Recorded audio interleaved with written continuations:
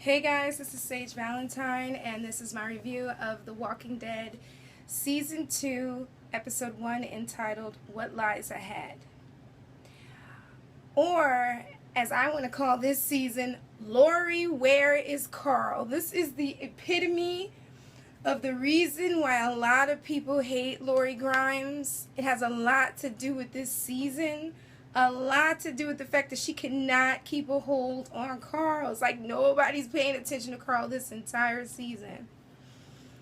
And this season is also the Glenn Mazara era. So I'm sure you're like, who is Glenn Mazara? Glenn Mazara is the showrunner for seasons 2 and 3 of The Walking Dead, because after season 1, Frank Darabont, he stepped down. Don't know the whole story, so I'm not even sure, but he stepped down, then Glenn Mazara took over, and after Glenn Mazara is Scott Gimple. Hopefully they stick with Scott Gimple this time, because I like all the seasons either way, but as I've told you in my previous reviews, season 2 is my favorite season. This little lady here is the bicycle girl.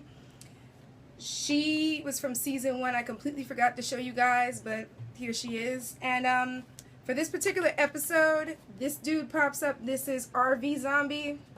He pops out. I got these pop people. I actually started my whole Walking Dead, Game of Thrones, Marvel pop people collection back in like maybe 2 years ago, because I entered this contest with AMC and they sent me 4 of them. Daryl, Rick, and these 2 guys. So anyway, let me get you to this review. Okay. A couple things I noticed about this episode, which to me personally, no one kept an eye on those children. The whole time that both Sophia and Carl were wandering around while everybody was stopped on the road, and they were looking for a new radiator hose for the RV, and they were siphoning gas and looking at clothes and all this stuff, nobody looked at these kids. So when that herd appeared out of nowhere, and I mean, it's not like one of those tiny herds. It is the beginning of those gigantic herds that we even see up until season 4, when we saw that gigantic looking like New York type herds. I mean, that herd was just walking around, coming towards them, and they go under the car. I don't know what it was with Sophia, but that whole scene, like, it made me so mad that Sophia could not stay under that car. Nobody told Sophia to roll out from under that car. And then, even when she rolled out from under the car, poor Rick had no choice but to run after this child. He's told her to specifically stay in this area under these roots. And he said, if I do not come back, if I don't return, you just go and keep the sun on your left side. And this child, immediately after he left, she took off running to God knows where. And when Daryl finally tracks, you know, he follows the footprints, he sees that she, instead of going left, this chick went right and went off. And then Miss Carol is all pissed off at Rick, which I can totally understand, because your child is gone. But Rick was the only one that ran out for your child. As Lori said at the end of this episode, nobody else would have done it. Lori's like, I wouldn't have done it. And she's looking at everyone else around her. Daryl, Glenn, I don't remember if T-Dog's with him, just like looking at them like, listen, no, T-Dog's not even with them. Who would have gone after this child? Rick did, and then Rick gets the blame. And what really made me mad also was how Shane was like, well, we all know you tried your best. Like, Shane, where the hell were you? Why didn't you come out and save this kid? Like, as I said, this is my favorite season, but this episode makes me mad, because I'm also not only calling this season the Where is Carl, Where is Sophia season, the Glenn Mazara era, but the also Let's Blame Rick for Everything season. It's all your fault, Rick. I can't. But the cool, like, another thing that truly, like, blew me away, or should I say, like, irked me about this season, was the fact that they took the gun away from Andrea, right? And then they run and give a gun to Lori.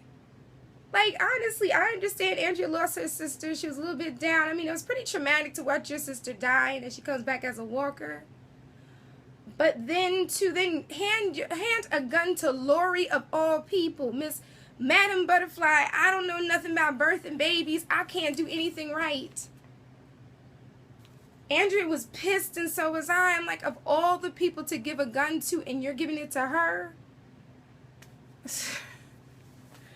Oh my God. I was like, and then she kind of gives the gun to Andrea, and she's like, listen, I'm tired of you side-eyeing me, but that's not the reason why Andrea's side-eyeing her, though. Andrea overheard that conversation between her and Shane, and she realizes what's going on, even though I think that she and everybody else in that camp knew exactly what was going on between Shane and Lori, but that's none of my business. But anyway, another scene in this episode that got me was the scene when we thought when I watched this the first time, T-Dog's arm was sliced. I thought T-Dog was done. Like, all that blood, and I'm like, walkers are going to smell him from miles. And then of all people to come and help him, here comes Daryl. And this is the season that really made me love Daryl. This was the turning point for him. Because as you know, from season 1, you assume that Daryl is racist like his brother, ignorant like his brother, would just walk over someone of another race just on GP or just because of their beliefs. However, he takes a dead body, throws it on T-Dog, kills that walker, throws a dead body on himself, and saves T-Dog's life. This is when I truly love Daryl. This is when my Sundays belong to Daryl. That's what my shirt says. This is what happened. Because originally I wasn't a part of the Daryl fandom until this part. Then I'm like, okay, I like Daryl. Daryl's pretty cool. Okay, another scene in this episode that got me was when Andrea, as I said in the last review, that Andrea was only staying because in the CDC to die with Jackie and Jenner because of what happened to her sister. She was not thinking straight, and Dale picked up on that. But what got me was how angry Andrea was at Dale. Like, she was like, you took my choice from me. You should have just let me die. Like, everybody was just resigned to leaving her. Dale, being the sweetheart that he is, Dale was like, listen, if you're gonna die, I'm gonna go with you, because you can't just come in my life and leave. Amy and you became part of me, like my children, like my daughter, such and such. But Andrea also forgets that if it wasn't for Dale, she would have been dead, because this dude right here, RV Zombie, was about to have an Andrea snack, a really, really big Andrea snack at that point, and it was all up to him. Like, it was because of him that she's still alive, but she couldn't see that. In this season, in this particular season into next season, season 3, she just makes all these different mistakes. I can't wait till I get to that point so I can just reflect back to this and you guys can see. But another thing that made me upset too this episode, I wouldn't say upset, but like it made me think, Dale had that radiator thing fixed a while back, I guess, while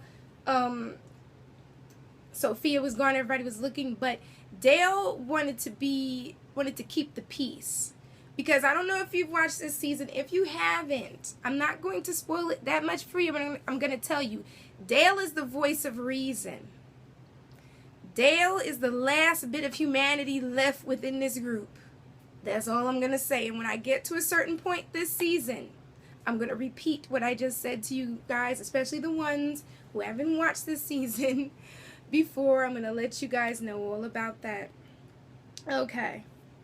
And the final thing that got me about this episode, right, was the fact that Rick and Shane and Lori were not paying any attention to Carl.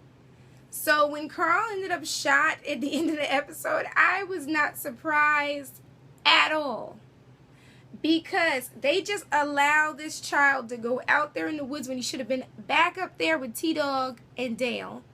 They allow him to walk up to that deer or that buck and didn't think of anything like somebody could be shooting or whatever. And that bullet that dude used, I'm not going to tell you who it is till next episode, but that bullet was a high-powered bullet. That bullet cut straight through that deer right into Carl.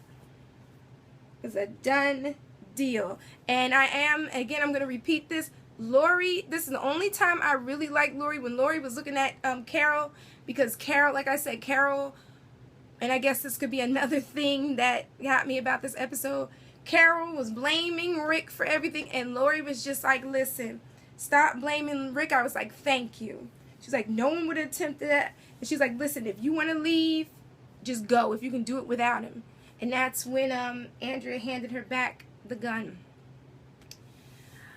This particular episode, like I said, I love it. I can't wait to finish the next 12 episodes. I'm sorry if I said they're just 12 episodes. There's actually 13. I was looking on Netflix. That's how I'm watching this and rewatching this. I do have the DVDs, but I was like, I'm just going to watch this on Netflix. So anyway, guys, and I have enough data on my phone, I can totally get through this. So anyway, guys, thank you so much for tuning in. My review of episode 2 is coming very, very soon, and I have other reviews in store for you guys as well. Follow me on Twitter at sagevalentine, Google Plus sagevalentine, and don't forget to rate this video, comment if I forgot anything, or if you have anything else to add, or what you thought about this episode, this season, as well as subscribe to my brand of crazy, because like I said, I have a lot of surprises coming, so stay tuned. So until next time, guys, you all take care. And as I said, I have another Walking Dead video coming, Under the Dome. Sunday I have Big Brother. Monday I have 24, and the rest of the week just reviews popping out. So take care, guys. I love you all. Bye, guys. Bye.